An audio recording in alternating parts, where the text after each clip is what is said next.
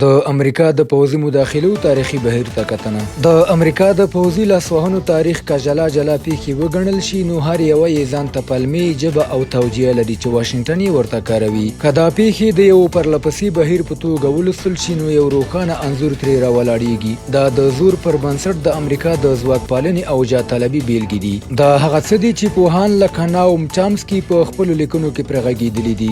له شمالي او لاتیني امریکې څخه نیولې تر منځني ختیځ، شمالي افریقا او مرکزي اسیا پورې واشنګټن په پرلپسې توګه داسې مداخلې کړي چې ظاهراً د ولسواکۍ، امنیت او بشري حقونو تر لامل لاندې وي، خو په عمل کې د خپلواکو سیاستونو لرونکو حکومتونو ویجاړول او موخه یې د ستراتیژیکو او اقتصادي ګټو خوندي کول و. همدا هغه څه دي چې پروفیسور چامسکي یې د امریکا د بهرني سیاست اصلي ستن بولي. په لاتیني امریکا کې دا بهیر ډیر پخوانی دی. کیوبا د دې تګلارې یو اوږدمهاله بیلګه ده. اقتصادي کلابندي، پټې دسیسې، ورانکاري فعالیتونه او د حکومت د نسکورولو پرلپسې هڅې. موخه دا وه چې یو داسې نظام چې د واشنګټن له اغېز څخه خپلواک دریځ ولري د نورې نړۍ لپاره د بیلګې په توګه پاتې نشي. په ناکاراګوا کې د 1980 کلونو نیابتي جګړه د کونترا د ځواکونو مالي ملاتړ او وسلوالول د همدې ستراتیژۍ دوام و. معنا دولت کمزوری کړه، ټولنه ستړې کړه او بیا د ټیکاو په نوم فشار مشروع کړه.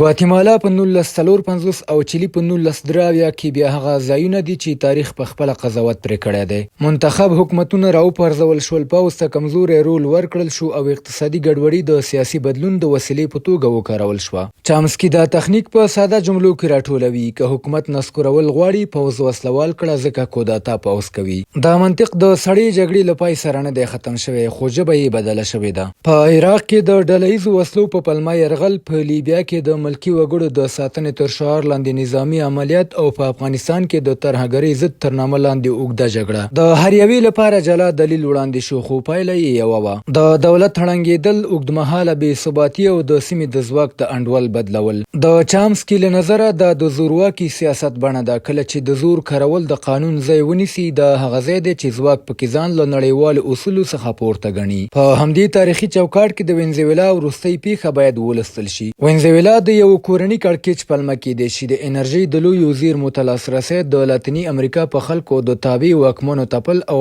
د نننۍ نړۍ د کنټرول لپاره هڅه ده. د وینزویلا ولسمشر نیکولاس مادورو د روسیې له ولسمشر پوتین سره سیاسي اتحاد درلود. د امریکا لپاره دا پیغام لیږه چې کاراکاس د واشنګټن له مطلق نفوذ څخه بهر اړیکې پالي. په داسې نړۍ کې چې د اوکراین جګړې د لویو قدرتونو ټکر لا پسې چټک کړی، د وینزویلا د نفوذ د سیالۍ یوه نوې کرښه ګرځي. د دې وضعیت معنا څو اړخونه لري. لومړی دا ښیي چې امریکا لا هم د پوځي ځان پالنې پر مټ د ویرې سیاست کاروي، څو نورو ته دا وروښيي چې د خپلواک سیاست باید رڼه ده.